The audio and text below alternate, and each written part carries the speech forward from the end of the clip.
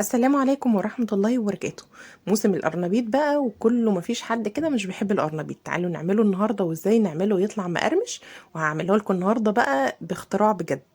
طلع مقرمش جدا، وتعالوا نشوف هنعمله ازاي.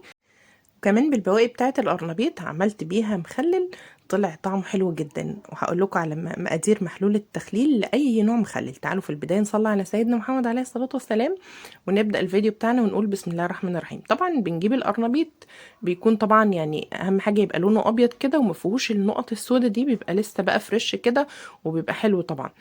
فنجيب بقى القرنبيطه اللي هي تبقى بيضه كده ونضيفه، وبعد كده نبدا بقى ان احنا نشيل الاجزاء اللي ورا دي بالسكينه، ونبدأ ان احنا نطلع الزهر ده بمنتهى السهولة. شايفين؟ بس بحب ان انا اشيل الاجزاء اللي هي بتبقى ورا دي وانضفها، وابتدي ان انا بايدي مش بالسكينة، ببتدي ان انا يعني اخليها زهر كل زهرة كده لوحدها، ابتدي افصصها من بعضها. وبعد كده بقى هبتدي ان انا طبعا هيبقى في قطع صغيرة هنسيبها دلوقتي، بس انتوا بقى الحجم اللي انتوا عايزينه في القرنبيطة اعملوه. خلاص هي بتتقطع بمنتهى السهولة. شايفين بقى الصغير ده؟ هنقول لكم دلوقتي هو ده بقى اللي هنعمل بيه المخلل. بجيب بقى القرنبيطه بتاعتي، شايفين بقى هو حجم الزهره دي كده حلو جدا، بس بسيب العنق اللي فيها دي بسيبه زي ما هو. وبعد كده ببتدي ان انا اجيب ميه بقى بتغلي، احط عليها معلقه من الملح ونص معلقه من الكمون، واسيبها على النار تغلي. القرنبيط مش بياخد تسويه كتير، مجرد بس ما بيبدا يغلي بالظبط كده حوالي 7 دقايق بتلاقوه بدا ان هو يعني يدخل في التسويه، مش بيبقى استوى. انا مش بستنى ان هو يتهري، ببتدي ان انا اخرجه كده. طبعا انا كنت حاطه بس الصفايه دي عليه كده علشان يبدا ينزل لتحت وكله ياخد نفس التسويه. هبتدي ان انا اصفيه بس واحط عليه شويه ميه ساقعه عشان طبعا ما يستويش اكتر من كده. وبقى اعمل بقى الخلطه بتاعتي: بيضتين، عليهم نص معلقه من الفلفل الاسود وبشره طماطمايه، وعندي نص حزمه كده من البقدونس والكزبره. خلاص. وبعد كده عندي بقى المعلقه دي اللي هي الدقه اللي احنا كنا عاملينها قبل كده، وهي عباره عن توم وملح وكزبره وكمون وهريسه شطه، وبنضربهم في الكبه كده لحد ما تبقى الدقه بتاعتي جاهزه في التلاجة عندي استخدمها في اي وقت. وبعد كده بقى عندي طبعا مش هننسى الملح، ونحط معانا 3 4 معالق من الدقيق. طبعا بنتي بتساعدني، مخبلاني اصلا في المطبخ مش بتساعدني يعني، بس يلا هي بقى نفسها تساعدني. المهم حطيت بقى 3 4 معالق من الدقيق، وهبتدي ان انا احط شويه ميه صغيرين كده لحد ما ناخد قوام يكون يعني اللي هو ولا هو تقيل ولا هو خفيف، هو يبقى متماسك على القرنبيط لما نيجي نحطه. خلاص. وبعد كده عندي بقى بقسماط، انا جايبه البقسماط بتاعي وحط عليه معلقه، نص معلقه من الملح ونص معلقه من الفلفل الاسود طبعا عشان يتبل.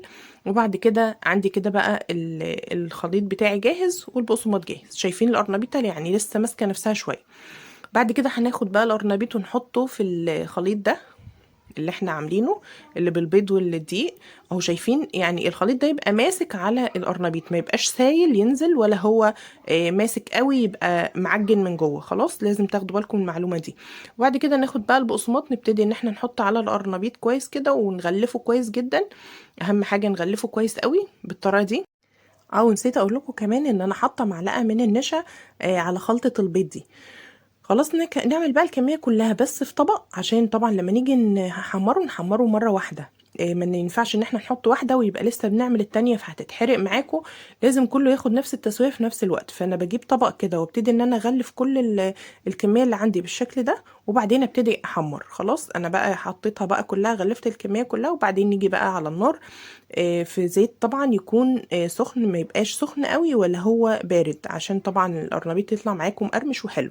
يبقى نار متوسطة كده، ونبدأ ننزل بكمية القرنبيط مرة واحدة كده، عشان طبعا الطاسة لو يعني برضو لو سخنة قوي ما تحرقش معاكم جزء وتسيب جزء. ونهدي النار بقى، يعني تبقى نار متوسطة، ونبتدي ان احنا نحمر بقى بهداوة كده عشان طبعا يطلع معاكم مقرمش. وهو طبعا كده كده زي ما انتوا عارفين البقسماط بيخلي الحاجة اصلا مقرمشة من غير حاجة.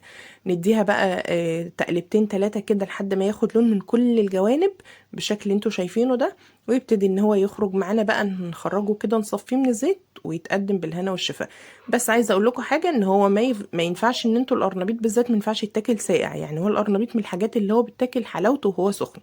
دي حاجه. وتاني حاجه طبعا لما بيتساب فتره طويله، يعني ما ينفعش انت تعمليه بقى وتسيبيه ساعه ولا ساعتين، يعني ما يتساب فتره طويله طبيعي ان هو حتى لو عامله فيه ايه مش القرمشه بتاعته هتروح. هو بقى وهو طالع كده سخن القرمشه بتاعته بتبقى موجوده فيه وبيبقى زي الفل كده بقى زي ما انتوا شايفين اهو. ابتدى ان هو بقى يحمر معايا من الجوانب كلها وياخد اللون الجميل اللي انتوا شايفينه. بنخرجه بقى على شويه بقدونس او كزبره كده خضراء بالشكل ده ونقدمه بالهنا والشفا. وبعد كده بقى كده بقى جاهز عندي اهو. شايفين بقى، بصوا عايزه اوريكم برضو القرمشه بتاعته. نرش بقى شويه بقدونس كده على الوش، وبعدين تعالوا اوريكم بقى القرمشه بتاعته من جوه بيبقى مستوي، ما بيبقاش معجن ولا هو ني ولا اي حاجه خالص. بيبقى مستوي لان احنا مهديين النار ومخلينه واخد يعني ايه وقته في التسويه. بصوا بقى الجمال، شايفين هو اصلا مقرمش جدا يعني. بصوا الجمال، بصوا ما شاء الله يعني. بصوا بقى من جوه، عايزه اوريكم من جوه. بصوا مستوي اهو، شايفين مستوي. وطبعا اللي هو ماسك نفسه مش مهري ولا اي حاجه، لان انا طبعا زي ما قلت لكم ما زودتش عليه في التسويه وهو بيتسلق، وفي نفس الوقت برضو هديته على النار في الزيت. خلاص تعالوا بقى نعمل المخلل بتاعه. عايزه اقول لكم المخلل ده ممكن تعملوه بقى اي حاجه. انا حطيت عليه بقى الزهر الصغير ده اللي بقى اتفرفت مني، ابتديت ان انا اقطعه كده صغير اكتر، واحط عليه شويه من الجزر. ممكن نحط بقى فلفل وشطه، وممكن نحط طبعا خيار، ممكن نحط حاجات كتير يعني. مخلل يعني اي حاجه عايزين تعملوها مخلل ارموها في البرطمان ده يعني. المهم بقى نبدا ان احنا نجيب برطمان كده نضيف، ونبدا ان احنا نحط فيه الحاجات بتاعتي اللي انا عايزه اخللها. اي خضار عندي عايزه اخلله. وبعد كده عندي بقى محلول التخليل بتاعي. تعالوا بقى نعمله كده واعتمدوه عندكم على ضمانتي. اول حاجه بجيب كده حوالي 600 ملي من الميه طبعا. هنحط عليهم بقى ال 600 ملي دول. حطيت عليهم ادي 3 معالق من الملح، بس 3 معالق كبار، ومعلقه من السكر.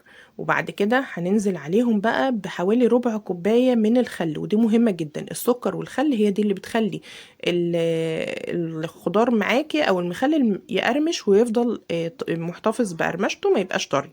وبعد كده هنحط معلقه من هريسه الشطه ونقلب بقى كويس جدا. لو احتاجنا بقى مخلل لمحلول تاني نعمل بنفس المقدار ده. وبعدين هنعصر بس نص ليمونه بتديها برضو طعم حلو، ونسيب القشرة كمان في قلب المخلل ونقلب بقى كويس جدا. وبعدين ننزل بقى على الخضار بتاعنا وهنسيبه. يعني انا عايزه اقول لكم ان هو بعد 3 4 ايام بالكتير فتحت عليه وكان طبعا استوى. يعني احنا ما بنقدرش نصبر لما يبقى فيه مخلل في البيت.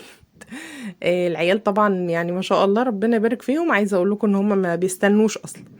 المهم بقى بنزل على الخضار بتاعي واقفله بقى كويس جدا. اهم حاجه ان احنا طبعا نقفله كويس جدا، ولازم طبعا نتأكد ان البرطمان بيتقفل كويس، عشان لو لما بيدخل له هوا هو ده اللي بيبقى سبب الريم اللي على الوش اللي بيبقى ابيض كده والناس دايما بتشتكي منه. فهنقفل بقى كويس جدا. بجيب كيس كده واحطه على البرطمان على الغطا عشان برضو نتأكد ان هو اتقفل كويس وبس كده. ومعاكم احلى برطمان مخلل. متنسوش بقى اللايك